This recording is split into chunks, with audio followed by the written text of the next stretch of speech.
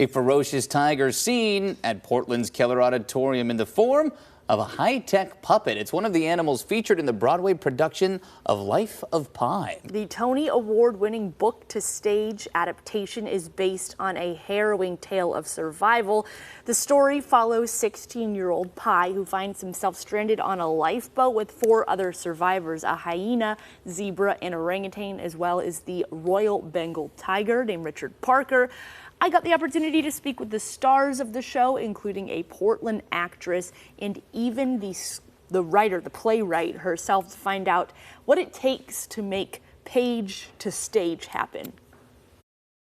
And I loved the novel just as a reader when I read it in 2002. I had no idea how I was going to do it, but I said, yes, please, can I do this?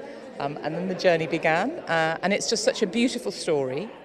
It's so clever, and he's so detailed in the characters and the mission of the play, that it wasn't easy. I won't say it was easy, but it's been really a delightful challenge. I put it all out on the stage, so physically this is a show that really requires a lot of specific footwork, a lot of jumps, like incredible amount of athleticism, both for myself and the puppeteers in the show as well. So we have Richard Parker, the tiger, as well as a bunch of other different animals that are represented in the show.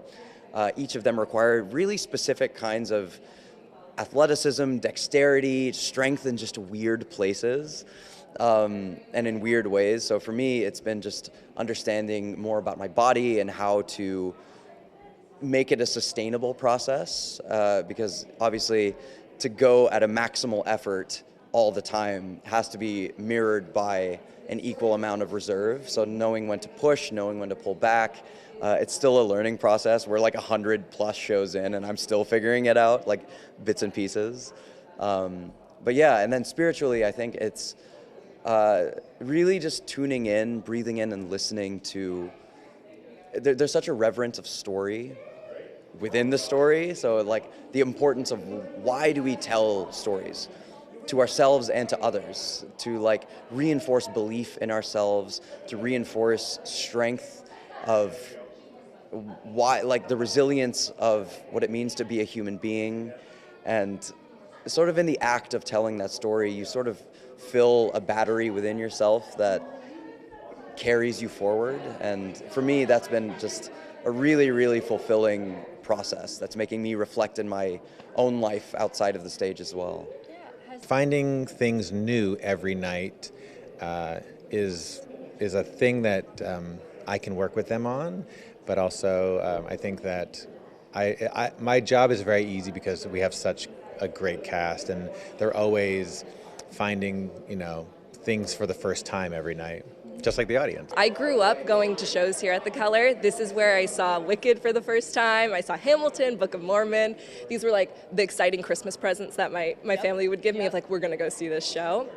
So this was always a dream for me. I studied at Oregon Children's Theater growing up, and that's where I fell in love with theater. Took classes there. I was on their main stage. So I've performed at the Winningstad and the Newmark. Some of my favorites. Those were what I considered my big break at that time, and they still really do feel that way to me because that was my first professional theater job.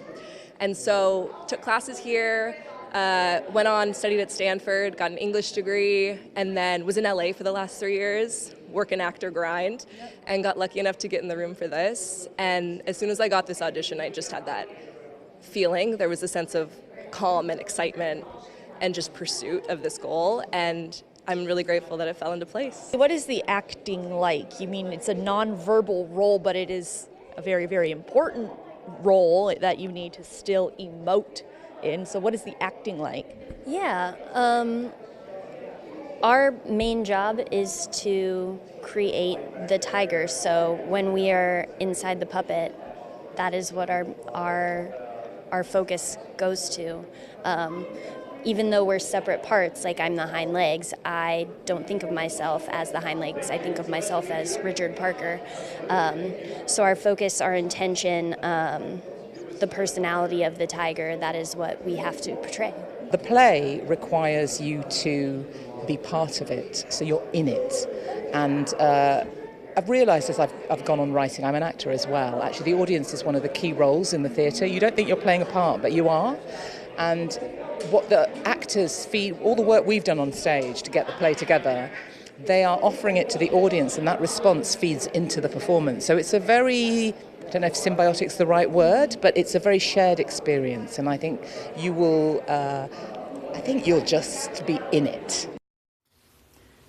Now, I will mention Life of Pi, although it's about animals and it's a live show at the Keller. It might be a little intense for your little ones, and it's not a musical. I know some people see Broadway in Portland at the Keller and they just assume it's a musical. Yeah. No, it's not a musical, but it is a brilliant adaptation.